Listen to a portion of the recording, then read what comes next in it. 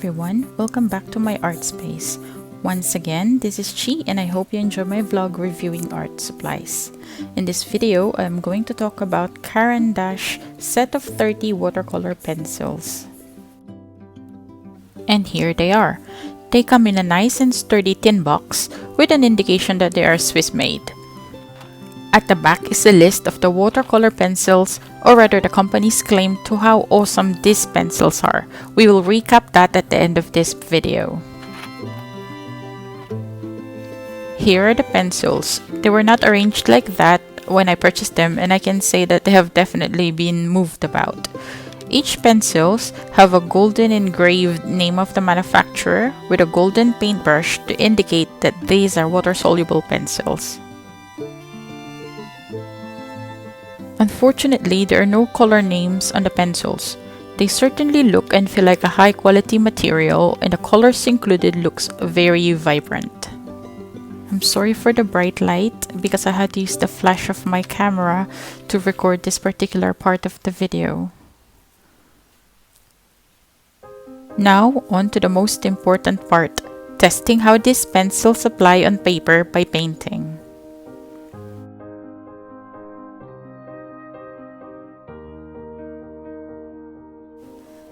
As usual, I have a pre-sketched liner to save time. I have used Uni's Nano Dia color and erasable mechanical pencil lead for the sketch.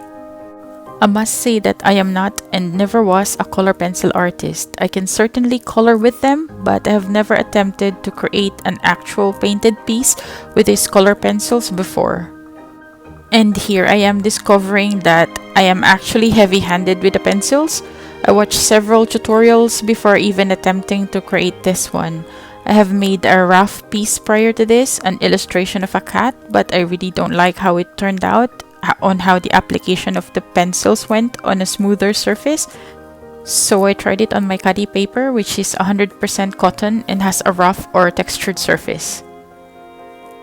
There is definitely a difference with the application and overall look with the finished piece. Here you can see that once I applied water on the color brown watercolor pencil, it did react and behave like a watercolor, achieving a nice and painted effect. My hand actually hurt while coloring in the yellow petals. I never thought that it would be this hard. For me anyway. Applying water to the petals was a nice part of the process, as I felt more familiar with it than coloring with the pencils.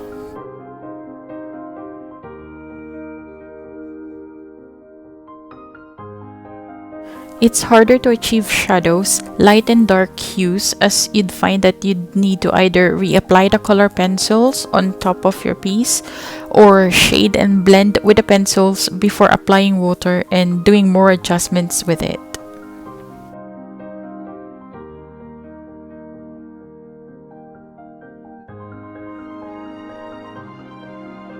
I think one of the positives regarding using this medium is that you can actually add more watercolor pencils on top of the watercolor effect that you've done once you applied water on it to add more dimension and character to your piece, and it works really well with it.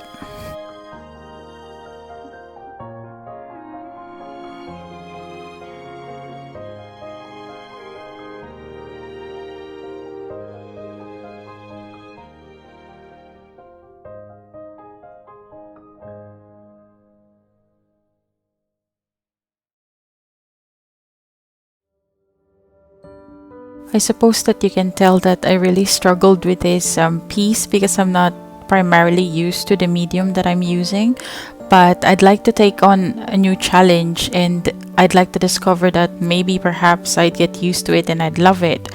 So far it has been a real challenge to use this medium, but not too bad. I suppose that I've managed to create this piece.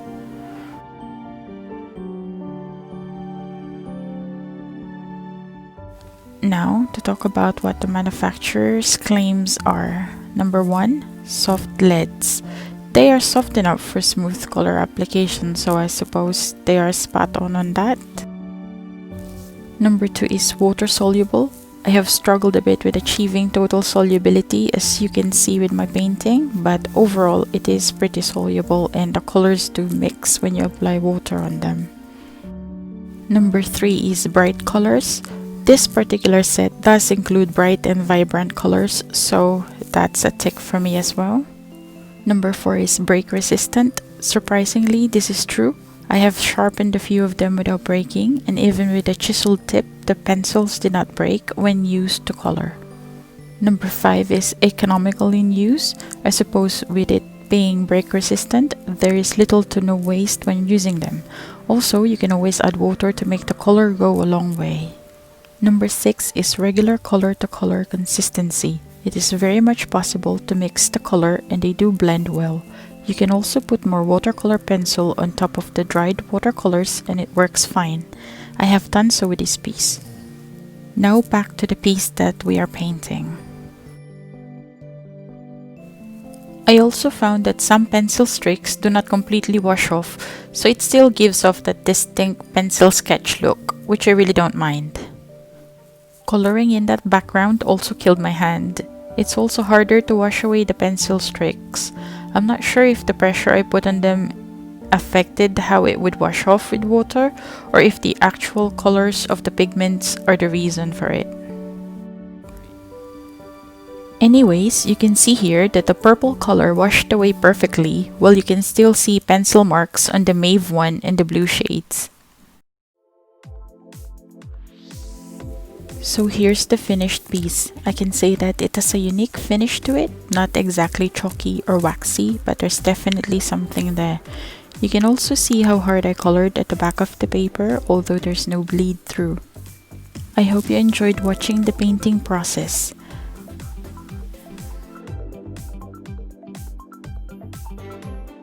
Here is the box of the set that I have. I can't see this specific design anymore, so I'm not sure if it has been phased out, but there's definitely a new design for this tin as I've seen them on Amazon.